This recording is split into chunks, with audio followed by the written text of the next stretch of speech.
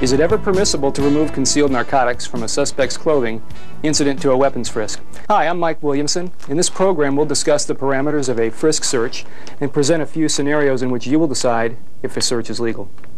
A frisk search is permissible under the Fourth Amendment whenever a police officer has a reasonable basis for believing a suspect is armed or constitutes a danger to the officer's safety.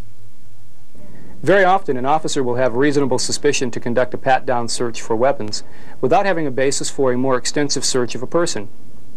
Generally, a frisk search is confined to seeking hard objects which are likely to be a weapon. A question arises as to what happens when an officer feels a soft object which he knows is not a weapon, but he believes is contraband. When probable cause exists to believe an item is contraband, the officer may seize the contraband and make a subsequent arrest for possession of illegal narcotics. The key to this type of seizure and arrest is the existence of probable cause and the officer's ability to articulate how sense of touch determine the contraband nature of the item seized. An officer's ability to do this is directly related to his or her training and experience in the field of contraband drugs and their packaging devices. Obviously, the more experienced officers are, the more capability they have to determine an object's identity from its tactile characteristics. What's at work in these type of searches is not sophisticated or subtle. It's simply a recognition by the courts that plain feel is often as reliable as plain sight or plain smell. This does not invalidate the old rule for frisks which held that once a weapon is not found, the search must cease. Here, there is no continuing search, but rather a simultaneous realization that an object is not a weapon, but is instead contraband. The courts are saying that an officer need not ignore contraband that he discovers during a legitimate pat-down search.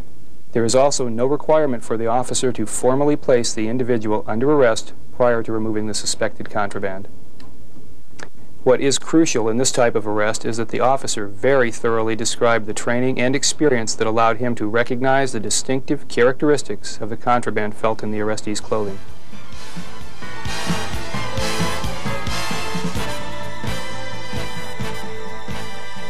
A witness advises that a man on the street might be selling heroin and that she believes he is armed with a knife. The witness points out the suspect who is standing on the street corner with a second male. The officer approaches and conducts a pat-down search for weapons. The officer feels what he thinks is ball heroin packaged in a toy balloon.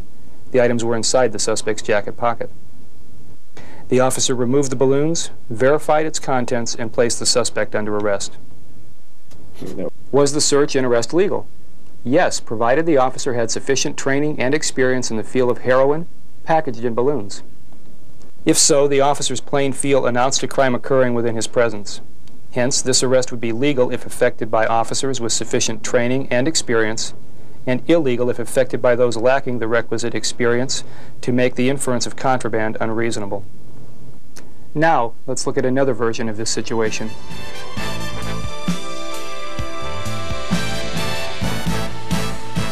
In a variation of the first scenario, the officer approaches and conducts a pat-down search for weapons. The officer feels a small plastic film canister in the suspect's pocket.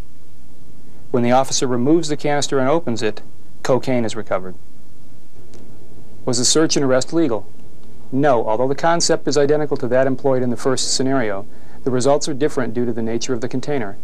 An appellate court ruled that a film canister does not sufficiently justify a search of it for contraband.